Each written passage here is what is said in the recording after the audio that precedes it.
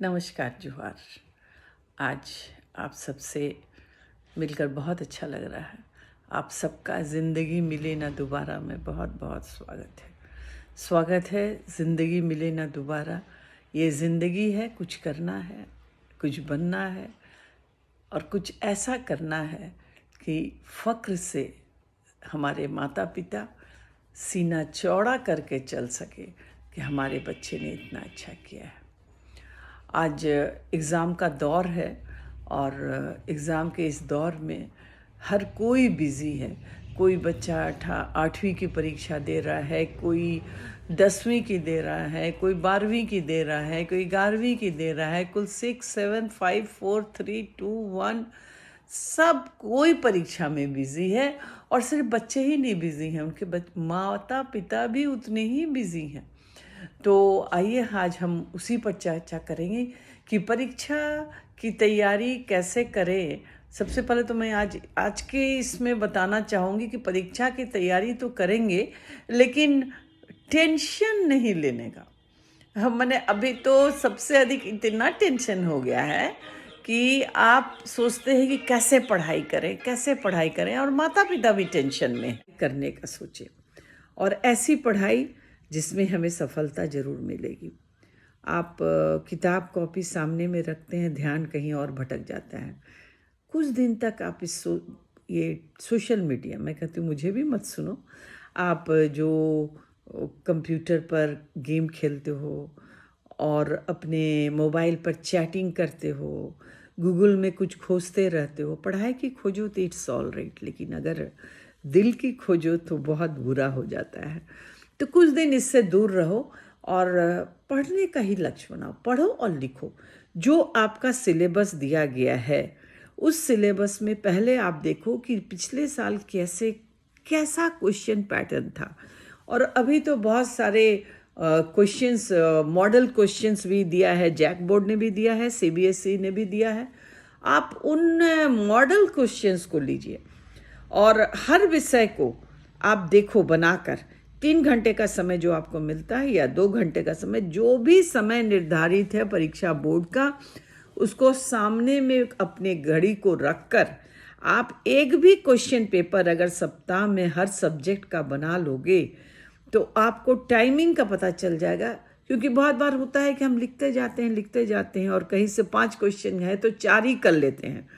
तो 4 में ये समझ में आपको नहीं है कि 100 नंबर का है, अगर 20-20 नंबर का हर क्वेश्चन है तो ये जो 4 आपने किया तो 80 नंबर में ही आपका मार्किंग होगा।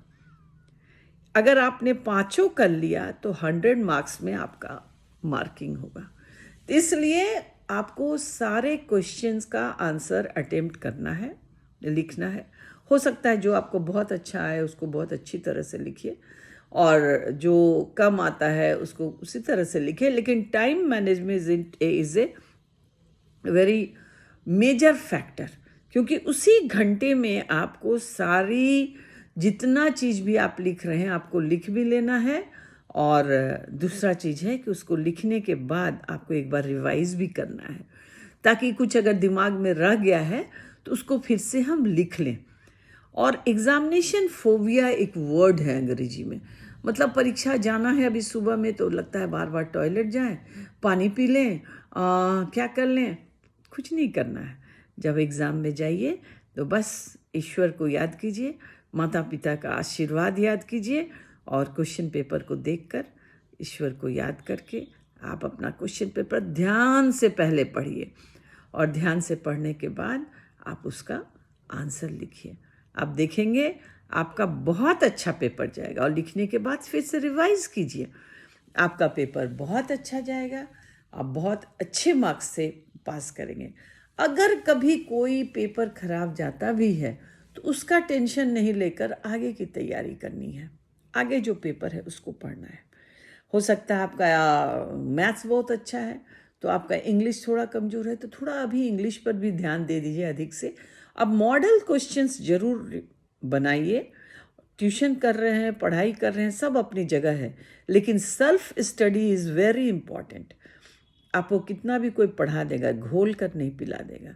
बुद्धि आप ही को लगानी है, पढ़ाई आप ही को करना है, एग्ज़ाम भी आप ही को देना है। तो मैं आज इतना ही कहूँगी।